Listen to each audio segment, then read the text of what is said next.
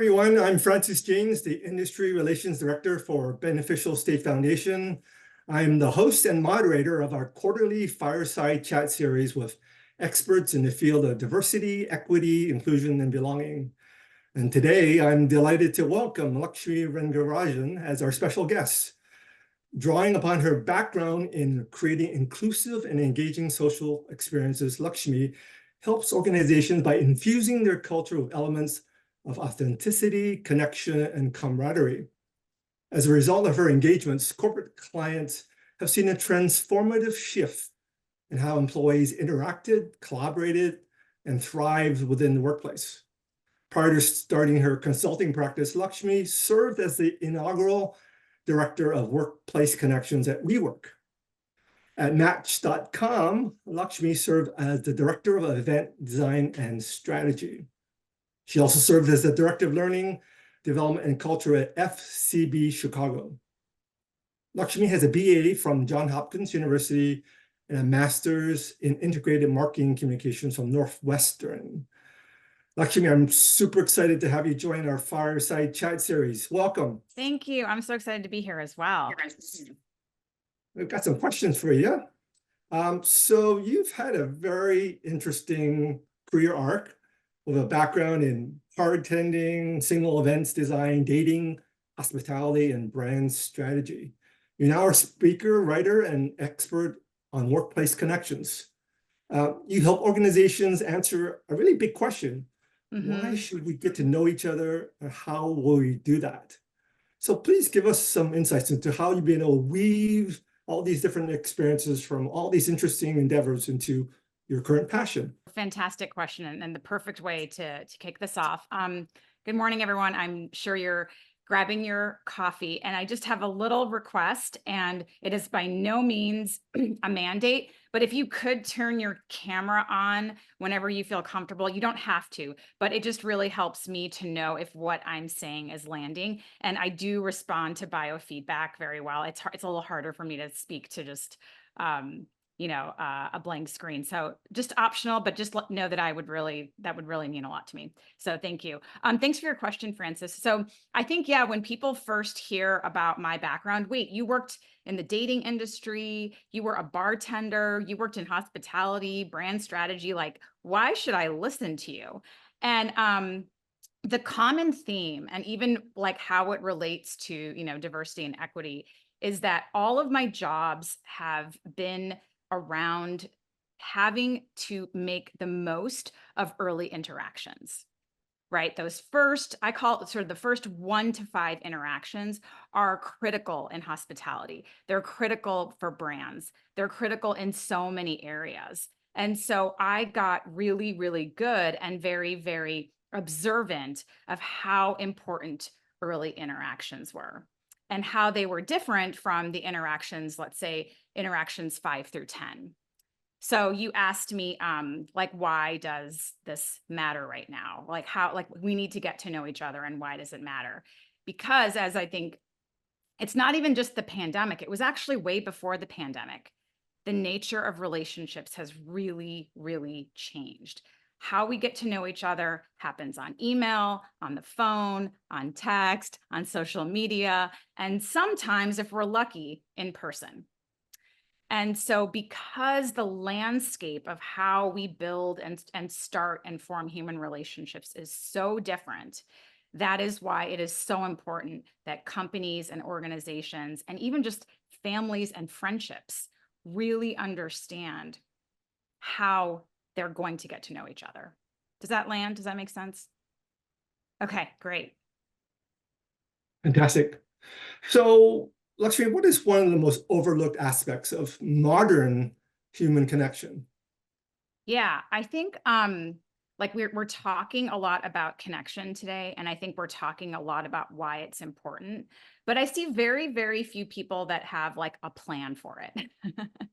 So I think that's one of it's very simple, but it's very important. A lot of people think that they're just going to go into a social interaction, or they're just going to wing it, right? They're just going to see how it goes. And very much like in dating, you can try that. But it's going to be a lot better if you just think a little bit beforehand about what you want this interaction to be about. What is the outcome? How are you going to get to know this person? Why is this person, why is this interaction meaningful to you? And I think just having even a little bit of a plan, and I think people feel like, no, interactions are supposed to be organic and just wing it. It's fine. I get that. That's not the world we live in anymore. A lot of our interactions are very short. And so we want to have many of them. And the best way to try and have many of them is to just make a little bit of a plan for the early ones. Fantastic. So a lot of your work centers around the difference between meeting and connecting. So what is this difference to you, and why does it matter for workplace relationships? This is like my number one thing. If I don't know if people are still doing tombstones, but if they do, this is going to be on my tombstone. It is the number one most important thing that I think people need to understand, and the thing that is the easiest to forget. There's a really, really big difference between meeting and connecting. And we use those terms interchangeably. Let's meet and connect. Hey, we're all connecting. And not understanding this difference is why a lot of people can get sort of discouraged about building relationships today. The best way to think about it is meeting is those early interactions. Like you're just trying to figure out, you're getting names, you're getting titles, you're just getting, you're getting the basics. Connecting is when you really start to feel like you're seeing the person. Like you're really getting a sense of this. And this is a very common phenomenon in dating. One of the things when I studied a lot of people who were dating is there's this moment where the person in front of them starts to look a little bit different, right? They feel differently about the person. Something about the person has shifted. And that is because they have gone from meeting to connecting. And so they're different. And so a lot of what I do with people is I want to help them. Yes, you do have to meet, but then you have to learn how to connect. You have to know how to go a few layers deeper, but they're totally different. They're totally different goals. Great, wonderful. So what are some things that people can think about or consider to build better work relationships today?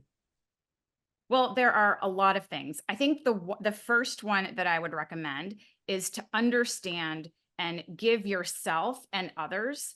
Don't think about it as one interaction. Roughly think about it as like 1 to 5 interactions. And that just gives people a little bit more runway. Like if you're going to kind of give someone about five different instances where you're getting to know them, and for people to get you to understand you over 1 to 5 instances. The other thing is to really think about how can I ask questions in a different way so that I can go from meeting to connecting, right? So when we were waiting for everyone to join, I heard you ask Kevin, hey, like, what do you do, right? And that's a great meeting question, right? That's perfect. That's exactly what you would ask someone. You just met someone, you haven't seen them. What do you do? If you wanted to connect with Kevin in that moment, you might have asked, like, so what is it that you pay attention to all day? What part of your brain activates when you're in this role? If you couldn't say the job title that you gave me, how would you describe that job title to somebody else? What is it that you spend your days doing? And that's just a really different way for you to understand Kevin. You're probably going to get a little bit of a glimpse into like how he thinks about his job, what his talents are, what he cares about, and even, how his work might even be helping you and you don't even know. So since 2021, we've hosted these quarterly fireside chats with DEI researchers, authors, speakers, practitioners, and they've been amazing, right? I think our colleagues have really benefited from having these perspectives from these amazing practitioners. So, we're trying to help our colleagues kind of understand the importance of this work. And then within DEI, I think it's easy to work to sort of get quantitative measurements in terms of, okay, we have a more diverse workforce and we've improved measures of our equity, but I think most organizations still struggle with how do we truly move the needle forward on measures of inclusivity, right? What does that look like, and can we actually measure it and improve it? So that's, I think, the struggle for probably most organizations as we go on this journey. So, what role do authentic relationships play in this creating a sense of belonging and inclusivity in the workplace? Yeah, I mean, I think the most important part to me about authentic relationships and why equity and inclusion work is so important is because to me, just like I'm always going to reference dating and romantic relationships, 'cause that's where most of my work is when you have authentic relationships, that's when you can disagree. That's when you can have conflict. That's when you can handle hard times. And so the more that we kind of really build those, like kind of what I said, like if you think about those 1 to 5 interactions, think of those as like bricks. The more that we're like brick building and building equity and building relationships over time, over different scenarios, that is when on the top of that, you can put an argument, a disagreement, Sure. a difference of opinion. That's authentic relationships allow for you to disagree and to imagine and to really think about like what's possible and also what's not working. And I think when we don't have those relationships, I think we get very skittish and we don't really want to speak up. We don't want to say, hey, maybe that's the wrong way, Mm, because we don't want to damage the relationship. right. And so that's the most important thing. Stronger relationships, they can weather the storms a little bit more, even in the workplace. Great. Fantastic. So I first discovered you through a glowing recommendation from one of your uh, connections from your time at WeWork. Uh-huh. So this individual made reference to a keynote presentation that you delivered for a worldwide gathering of WeWork employees, Mm-hmm. and I took the time to go through it, and I was really fascinated by how you were able to help your colleagues at WeWork think about the kinds of questions we pose to really try to get a deeper understanding of who they are. Can you provide, a few examples of questions that you used during that session so we can get a better feel for why are more impactful and powerful than your typical question that we might ask? Yeah, absolutely. I think one of the principles that I talk about in that talk, first of all, thank you for watching the talk. That's a 25-minute investment. So thank you for that. I talk a lot about like how we shape questions and can we Mhm. shape questions so that we get stories rather than answers. And the other thing is that you want to understand that I think sometimes when people ask questions, they can go in too personal too quickly, right? So you Mm, also want to make sure that you are, like I said, building up time that right. you can get more personal with somebody. But one of the principles I talk about in that talk is a lot of times when we want to have a conversation and we haven't pre-planned, we'll use superlatives. What was your favorite concert? What was your worst job, right? What's your favorite food? What's your, favorite concert? And it's really, really well-meaning.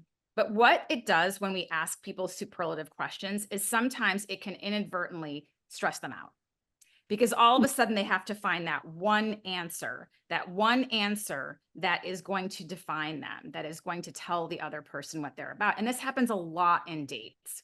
Tell me your favorite thing Mm, to do on the weekend. Tell me, and as the person that's on the date, you are going to be judged for whatever comes out of your mouth. So you're going to be very careful, right? So what I like to do is just sort of to soften that and get to the story. So this is just an example. So a very common question that people are asked is like, what's your favorite music? That's actually a really hard question to ask because most people don't have one favorite thing and music is very, very personal and you're just going to get an answer. And most people say Wilco because that is just the easiest thing to say that makes you seem kind of cool and kind of open-minded and that you have a variety of tastes. But if you ask a question like the one that I often recommend is, what is a song or an artist that shaped your taste in music? mm, Right? Now, all of a sudden, I'm going to retrieve a very, very different part of my brain. I'm going to think for a minute. I'm not going to have an immediate answer, but I'm going to think about how my dad always used to play Fleetwood Mac in the house, and he didn't speak English, but he loved the music of Fleetwood Mac, and he would ask me to explain the lyrics to him, right? Now, I could Yep. just say I like Fleetwood Mac, but me telling you that story tells you a lot about, how I grew up, why I like that music. And you just learned that my father doesn't speak English very well. So that's going to tell you a little bit about probably how I grew up and some of the things that I had to, probably had to navigate.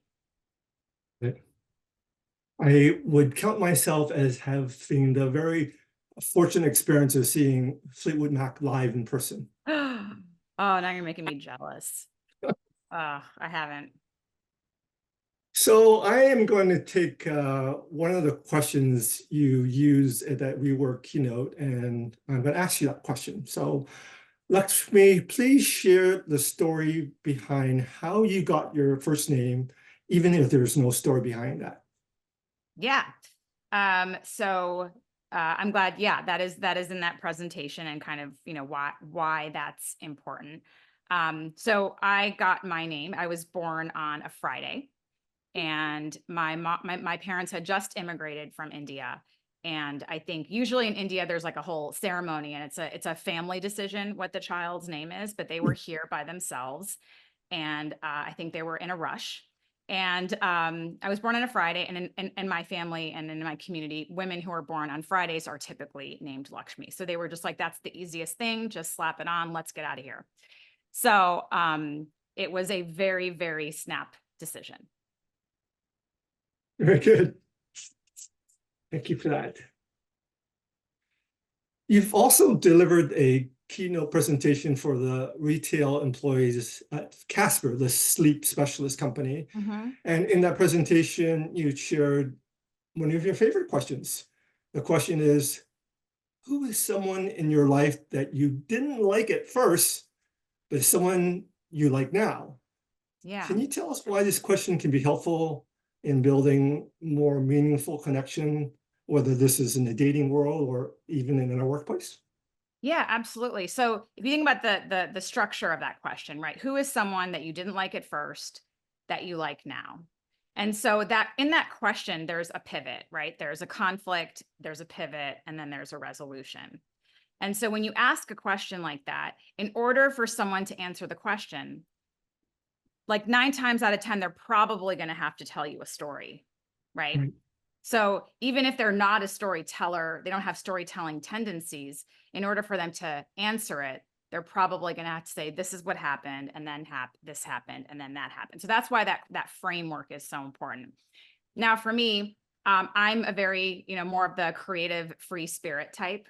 And I used to work with someone that was a very hardline project manager, operations person. And I did not like her because she always wanted to put everything into a spreadsheet. Mm.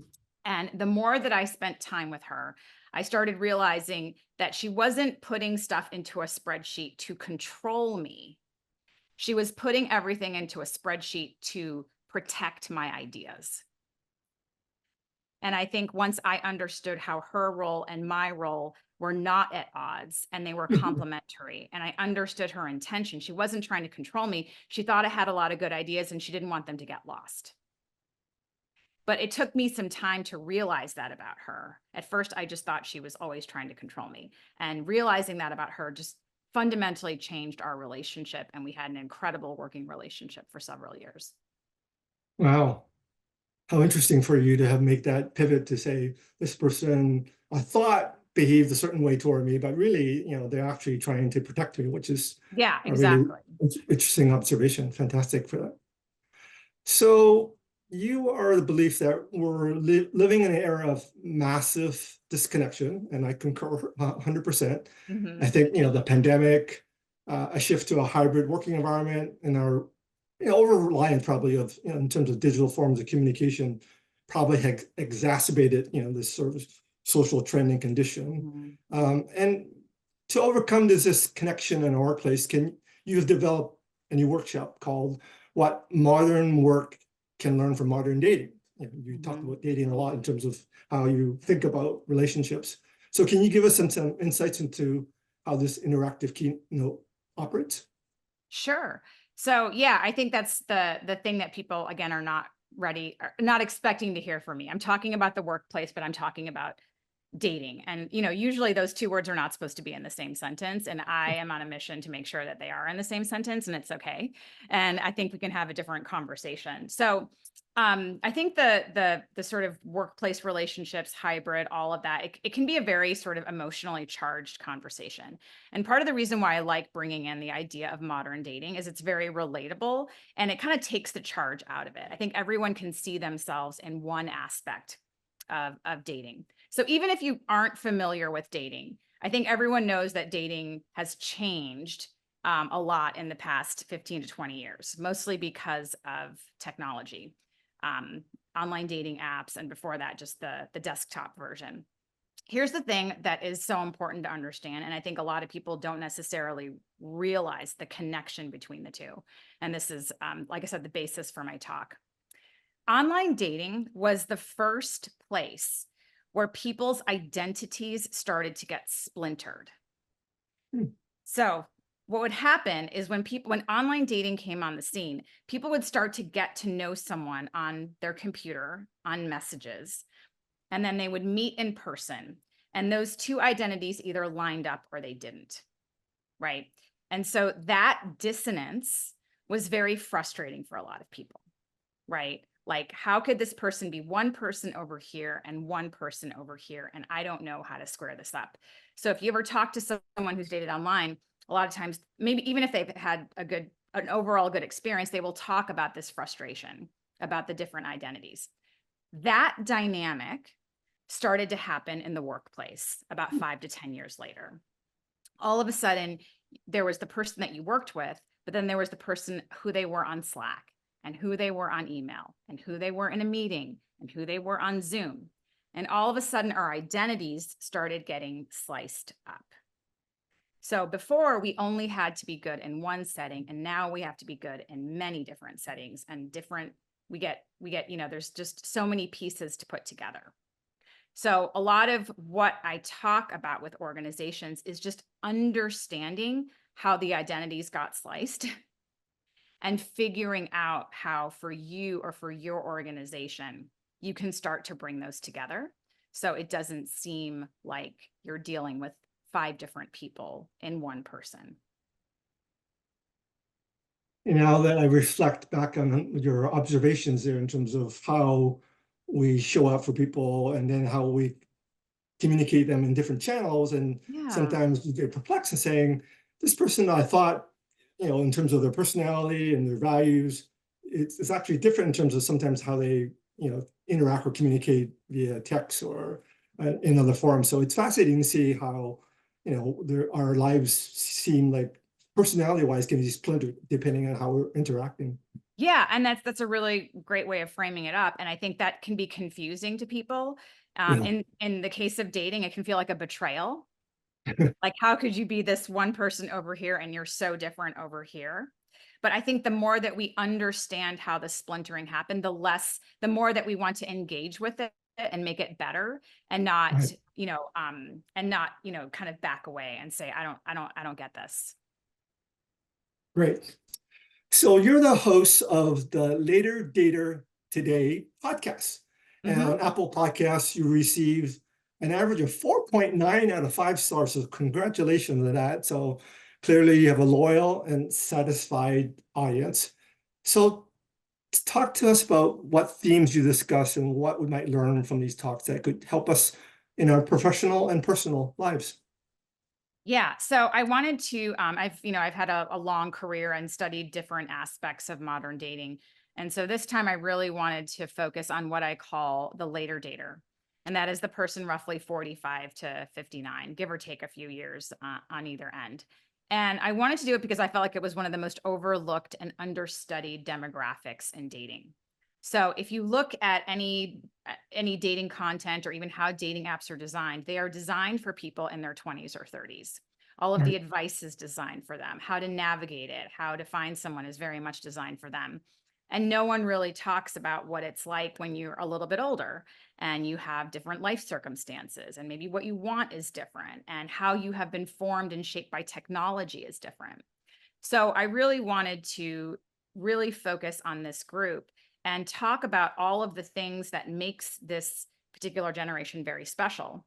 In many cases, they're, as comfortable with technology as they are meeting in person. And there's a lot of advantages to that. So the podcast is written for people in their 45 to 59, but I actually have a decent Gen Z audience. And that is because they are also curious about what it was like before all of this. Like, how did people go to parties without a phone? What is this, what is a rotary phone? Like, what is that? Can you tell me about that? So it's not a nostalgic podcast, but it is a podcast about how to get to know people in this time period, and how you can leverage how you grew up to really thrive in this modern environment. And so it is about dating, that is the audience, but it is also simply about connecting today. Lovely. I'm going to tune in to that podcast. I mean, if you want to give me another review, I'll take it. I'll keep it I'll 5 stars. I'll do that. Yeah. So can you share an example of an organization that has successfully cultivated a culture of authenticity and inclusivity, and what lessons can we learn from their approach?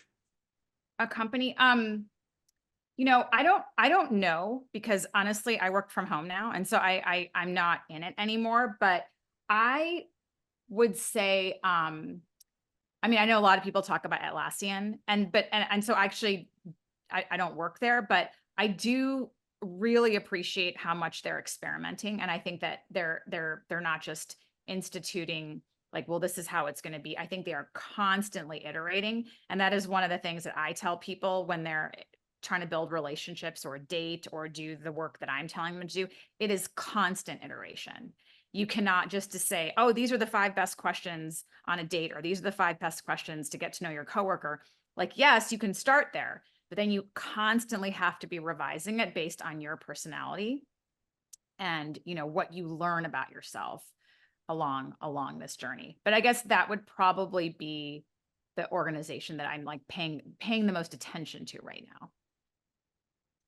Yeah, there's going to be a conference in San Diego in the fall under the auspices of sustainable brands, and I'm actually trying to curate a panel where a representative from Atlassian will be on the panel. So it should be I'll get to learn a little bit more about them potentially in the fall. So I'll pose that question again, like, how is it your experience in terms of culture and inclusivity? What does it look like at Atlassian? So I'll get a first-hand report and I'll share out. That'd be great. Thanks. So what advice would you give to our colleagues who may be hesitant or uncomfortable with being a little bit vulnerable or opening up in the workplace, but want to develop a more authentic relationships with everybody in the workspace? Yeah. I think, like I said, I think iterating, and I think the most important thing to is to sort of operate from my framework, is to think about your first 1 to 5 interactions. And what are those for you? Like, how would someone get to know you? What are the 1, 2, 3, 4, 5 things that you would want someone to know about you in a conversation, right? And to really play out for yourself, in what environments, what situations, and what topics does my personality come out? I think a lot of times we tell people, well, this offsite is for bonding, or this dinner party is where you're supposed to network and get to know people. That's just not realistic for everybody. Like, I've heard a lot of people, those long, dinner parties that people like take pictures of and post on Instagram and look at our amazing company. I've heard a lot of people actually have a really hard time at those dinner parties. That is not where they do well. And so I always tell people, I need you to solve for yourself. What are the topics? Do you feel the most comfortable in meetings? Do you feel the most comfortable speaking up on Zoom? Is Slack actually where your personality comes out. And understanding the contours of how you connect is the most important step to all connection. I think right now, one of my concerns is that we have this idea that connection is interaction and it's conversation. And that is not true. Many times when I was studying how people connected in the office, it was actually not, a lot of times it was nonverbal communication. It was someone holding the elevator door open for them. It's someone who, made sure to grab their lunch before the refrigerators got cleaned. So, it was all of these very small moments of like consideration Yep. that is actually what built the relationship. So conversations are great, but they are by no means the only way to build deep, meaningful connections with people. Wonderful. Thank you for that. Of course. So, Lakshmi, what are some of the common barriers or obstacles that can hinder the development of authentic relationships in the workplace, and how can they be addressed? I mean, I think the first piece is, I'm going to repeat the same thing just because I think it's so important. I think Right. that people think that they're just going to know how to connect and that it's going to be relatively easy and it's just going to be done with like an icebreaker or an offsite or a team dinner. Right. Right. I think those are the things that we reach for. And we think that is it. That is it. And where I get concerned, it's very similar to the dating apps. The dating apps were like, oh, this is so easy. Just keep swiping and you'll meet your right person. Right. And what happens when we talk about things as easy or quick or fast, or just like, here's the one thing you need to do. What happens is if people don't have that outcome, they can start to self-blame. Mm. They can start to think, oh, it must be me. Right. We're going to this dinner. We're all doing an icebreaker, which is great. I'm not against any of those things, but I'm still not feeling connected. Something must be wrong with me. And that is where I want to stop people and say, no, it is not you. That's just not how you connect. And you can go to the dinner party and you can participate in the icebreaker and you can figure out the ways that you connect. So that to me is like where I think sometimes we can go off course a little bit. We really cannot prescribe to people how it is that they should connect. Right. Very good. So, Lakshmi, what role does active listening and empathy play in developing deeper connections and understanding among our colleagues? I mean, I think those are both really great things. I just think people, again, need to really understand how it is that they do any of those things. Like, like you hear the expression for empathy, like, put yourself in someone else's shoes or something. I think that's actually really hard. I don't know many Right. people that could put themselves in somebody else's shoes. So I think we have some platitudes around that could, be examined. I think those are both really great things, but I would like really understand, how is it that I'm actively listening and how is it that I'm trying to be empathetic, and to stop yourself and say, how is it that I'm actually doing that? For me, like anytime I get offended, I stop myself and I say like, what is it that I can understand instead of getting offended? And so for me, it's always like, I want to understand the situation before I have a reaction to it. And so that for me is empathy. And for me, empathy is slowing down, just slowing down what I make something mean. Great. Lakshmi, I'm fascinated by the role you had at WeWork. Was that Yeah. something when you joined the organization that you helped co-create, or how did that actual role come about? Because it's pretty unique and I don't Oh see it yeah. in instances. It's a great story. And I definitely like created it, probably co-created it with my supervisor at the time. So I'll try and tell this story very quickly. But I'd given a talk at WeWork, and someone had seen me talk somewhere else. And I did a talk in 2018 called Dating is Work. And it was very much like this. It was showing like how what happened in dating is now happening with all relationships. And so we can take our cue. If we look at what happened with dating, we can actually course correct. And here's how we would do it. And so I gave the talk and I didn't think anything of it. And I was like, okay, cool, free trip to New York. Awesome. I'm going to go home. And then I got a call the next day and it said, we don't know exactly what, but whatever you did in dating to make dating better, can you do that here? Can you do that for the workplace? And I said, as my job. And they were like, yes, as your job. Wow. And it was like literally one of the best days of my life. It was like everything in my life suddenly made sense in that one moment. Because I'd always been that person, but I always did it on the side. Sure. And then someone was saying, no, this is the only thing you have to do at work. Your job is to figure out how to help people make relationships at work. The short term, the long term, the medium term, the onboarding, the offboarding, the offsites, the executive meetings. Like anytime somebody was like, how can we make this meeting better? How can we make this more connective? I was like the concierge. And it was, for all the stuff that happened at WeWork, it was the single best job I've ever had. Love that story. Lakshmi, I'm so grateful for our conversation today. Thank you so much. And I hope that our paths will cross again in the very near future.